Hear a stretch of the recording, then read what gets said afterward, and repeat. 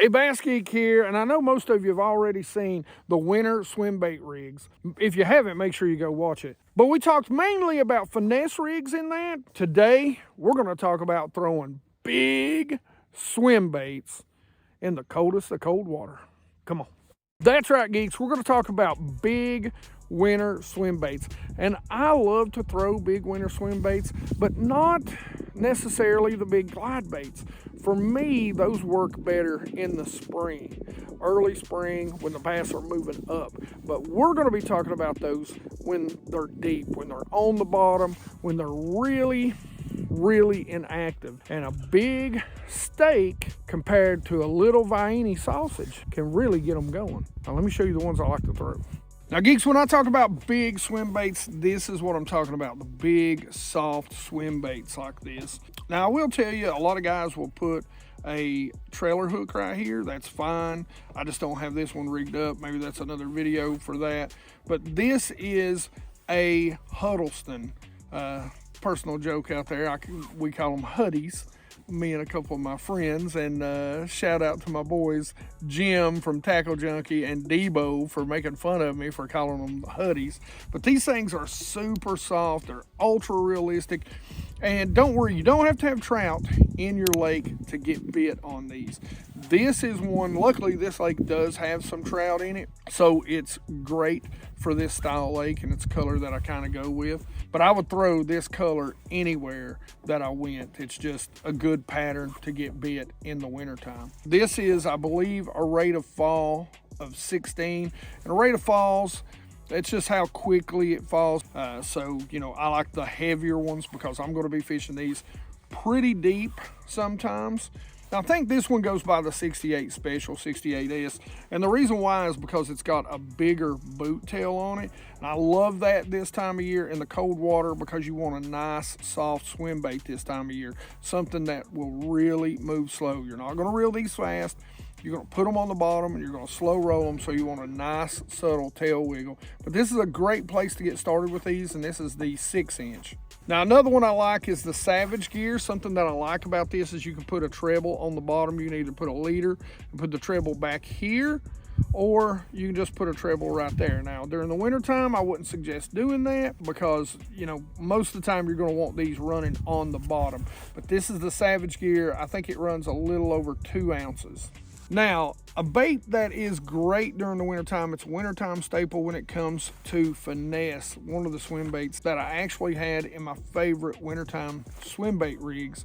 And this is the upsized version of that. There's a reason why it's great in the wintertime, and this is probably my go-to because I can rig it so many different ways and get it through so many pieces of cover.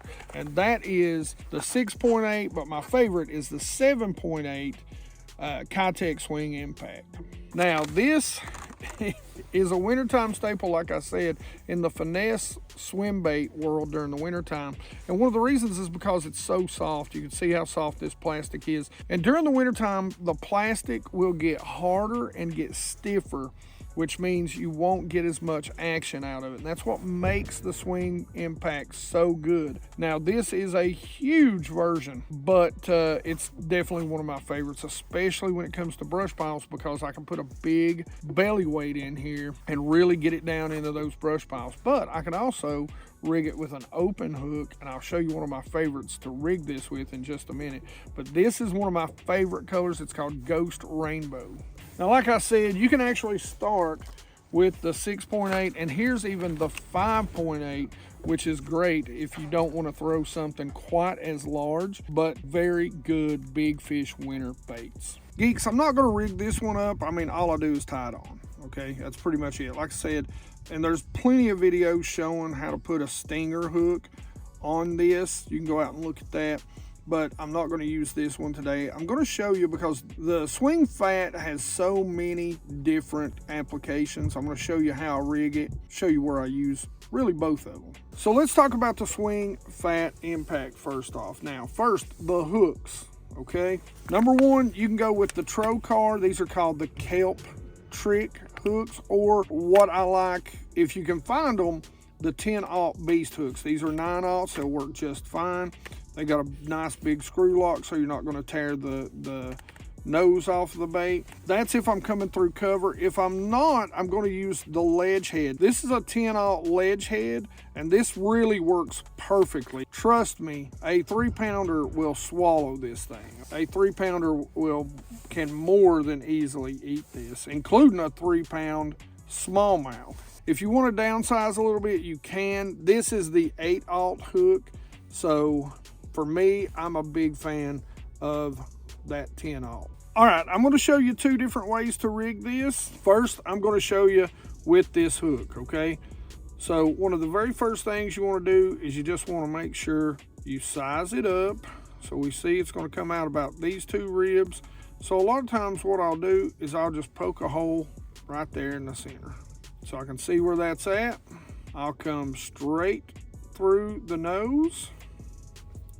Now, key to this and keeping it straight is you want to keep it nice and fat. Come straight through, try not to lift until you get right to the hole you just made. And then you just come right out of the hole, push it up. Again, make the nose fat. You can see how I'm making that fat. And then I'm going to just lift a little bit. Fatten it up, bend the tail, and come around. You do that until you get it screwed up there, nice and snug. Push that tail, push that nose down just a bit. And there you have it.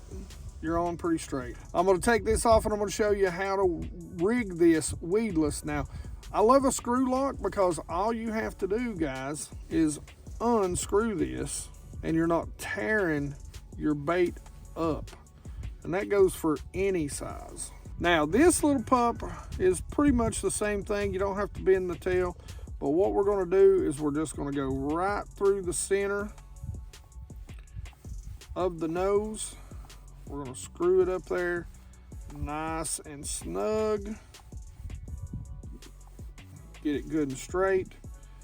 Then we're going to just lay the hook out beside it. We see where it's going to come through the belly. We're going to push it through dead center. Now, what I love about the kelp is it's going to set perfectly, and you almost don't have to rig it. Now, if it does slide down, so what I will do is I will just push, and I won't put it in the bottom right there. I'll just kind of push and give it a little bit of bend and just stick it in the side. That way you can kind of use both sides and just the bottom, move it around. Now, all we got to do is tie it on. So again, I just use my piston knot. You just wrap it around 5 to 7 times.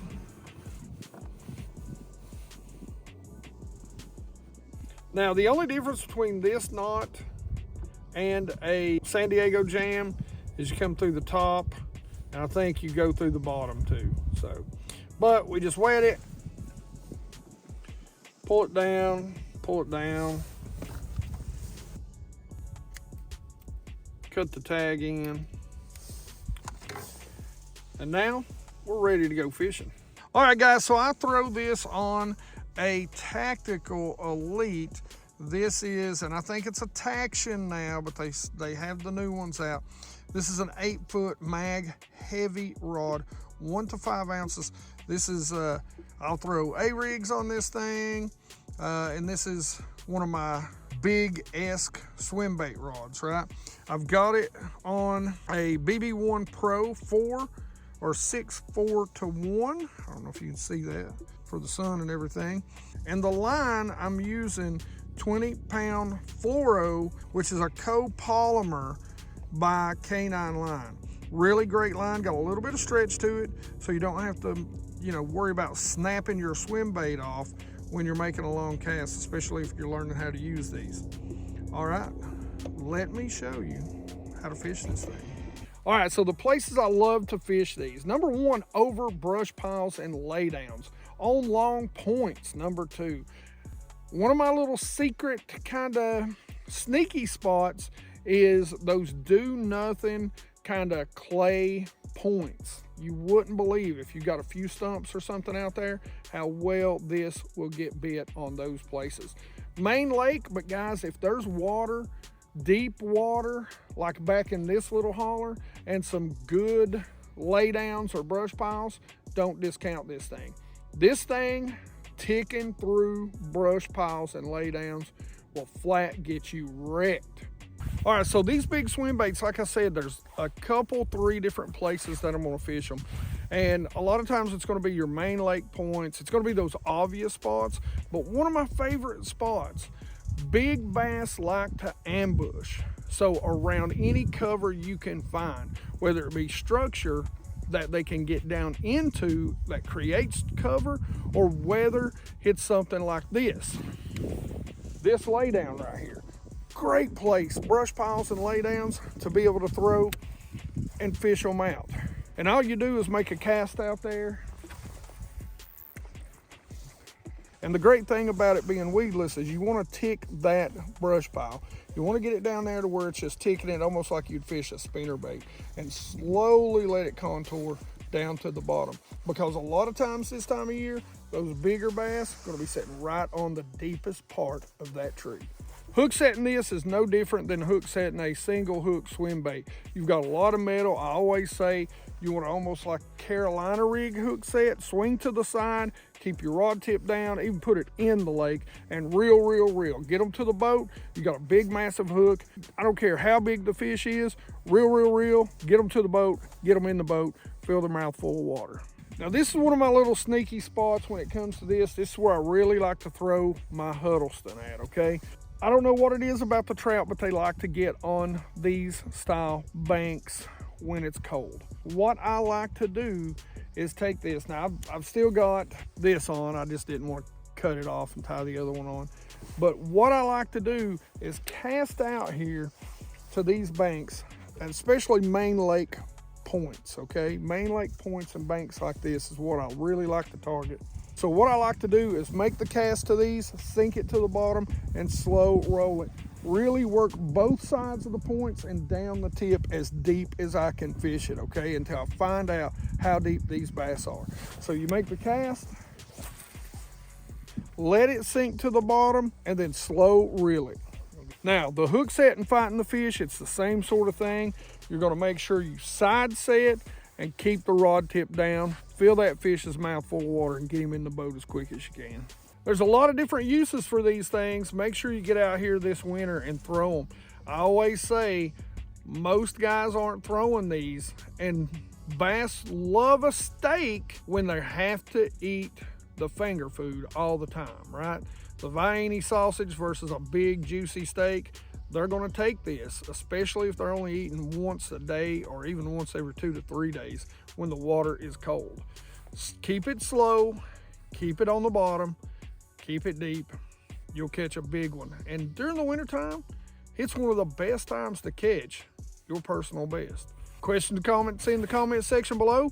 Tell me if you guys have thrown big swim baits during the wintertime. Tell me what some of your favorites are. Maybe I can go out and pick some up and try them out. Help the old geek learn. And as always, like it if you like it. Don't forget to subscribe. 100% Watch Squad. Love you guys. Thank you very much. And as always, you geeks rock.